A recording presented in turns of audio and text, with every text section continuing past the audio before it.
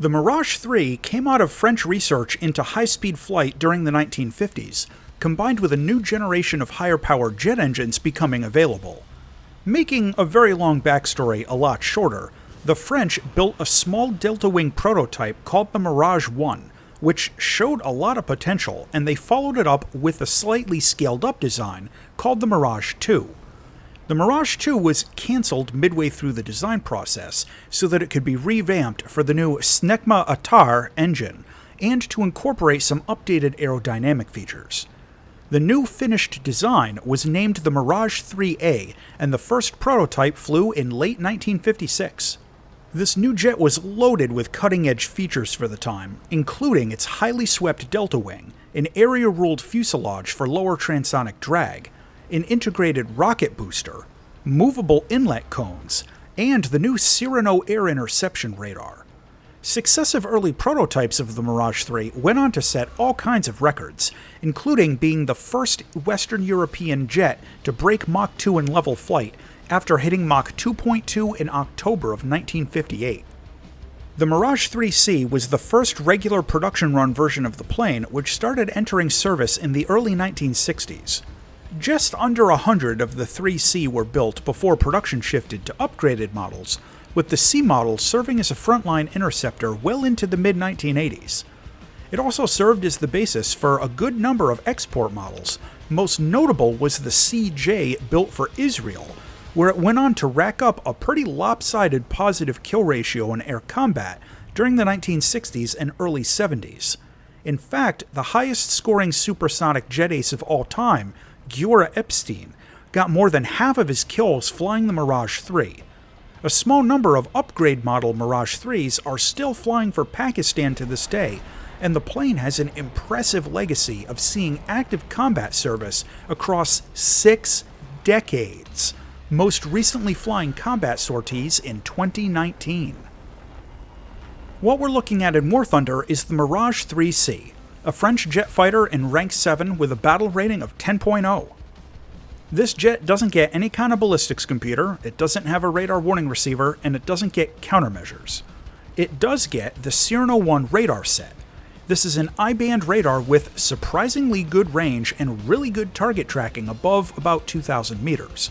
No ACM targeting or other advanced modes, but this is a generally good radar set for its BR bracket. The loadouts on this jet give it a fairly good selection of missiles, bombs, rockets, drop tanks, and even an optional rocket booster. The first missile you get is the AIM-9B. This is an entry-level version of the Sidewinder. It's a caged-seeker rear aspect infrared missile that you'll replace pretty quickly with the Matra R550 Magic 1.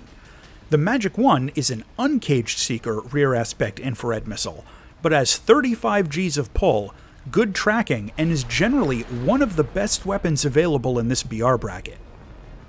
You also get the R530E, a larger rear aspect infrared missile that you can take on the center line. It has better range than the Magic 1, but it doesn't turn as hard. More of an interception missile than a dogfight weapon.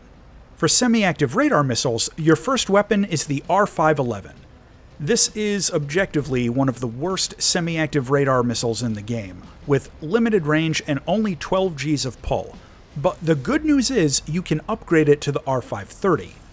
The R530 has much better tracking, can pull slightly harder, and has better range. This is a great weapon for head-on engagements in this BR bracket. The Mirage III also gets an air-to-ground missile option for the center pylon, the AS-30 Nord. This is a large manual command line of sight weapon with a big HE warhead that can pop just about any ground target in its BR range. The downsides are that it can be a bit difficult to score hits with, and it flies really slow. Lastly, you get an option for a rocket booster mounted under the tail. Taking the booster will remove the internal cannons, so it's a trade-off. But if you take it, you'll get about a minute and a half worth of additional rocket boost that can sometimes help out in a rough energy state, or even just help take off a little easier. In terms of its flight performance, the Mirage III is a bit of a hot rod for this BR bracket. It can push past Mach 1 without much trouble, has slightly above average acceleration and a solid rate of climb. If you hit the booster, all of this gets even better. There are still some tidbits to think about though, and this jet shares the main weakness of all solid deltas. Its energy retention in a dogfight can be a problem, but the upside is that while you have speed, it can pull off some really amazing maneuvers. Again, the optional rocket booster can be used in short bursts to help mitigate energy loss in a twisting turn fight, but just remember it won't last forever. In level flight, this thing is very fast, one of the speediest jets in its bracket, with great energy retention so long as you don't turn. And you need to be careful in tail chases sometimes, if somebody hits the brakes and tries like a flick reversal on you. If you see that happening, immediately pull up into a high yo-yo to keep your distance while retaining your energy state. And please forgive my horrible aim in the clip you're watching right now. I've always struggled to hit with point-blank guns D high-speed jinking like this. When you take the Mirage III into air battles, the first big choice you have to make is if you want the pair of DEFA cannons or the rocket booster. The 30mm DEFAs are very strong guns, but the rocket is a great situational tool. If you do go with the rocket, you're basically limiting yourself to maxing out at 3 kills per sortie, assuming all 3 of your missiles actually score hits. After your 3 shots, hit or miss, it's T4-4 to go rearm. Conversely, if you go with the cannons, you get a bit more combat endurance. It's honestly just personal preference. I like the extra performance you can juice out of the rocket booster, and I don't mind going back to reload 1 or 2 times during a match, but some players prefer gunslinging, and both are totally valid.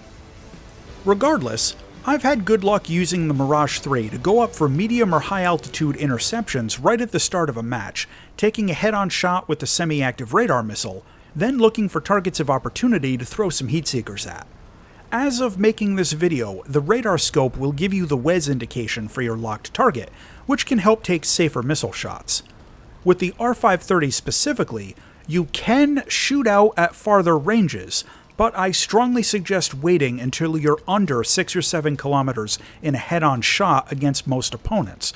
That way the missile will still have good energy available if they try and dodge out of the way. This jet doesn't get a radar warning receiver or any countermeasures, so you need to keep your situational awareness up at all times and be on the lookout for incoming missiles, especially AIM-9Ls and R60MKs from ground attack jets flying up with a full air combat loadout. But that's a whole other thing. In terms of ground attack, don't bother in air battles, but if you take the AS-30 up for close air support, it can be pretty fun tank busting, even if it is a difficult weapon to use.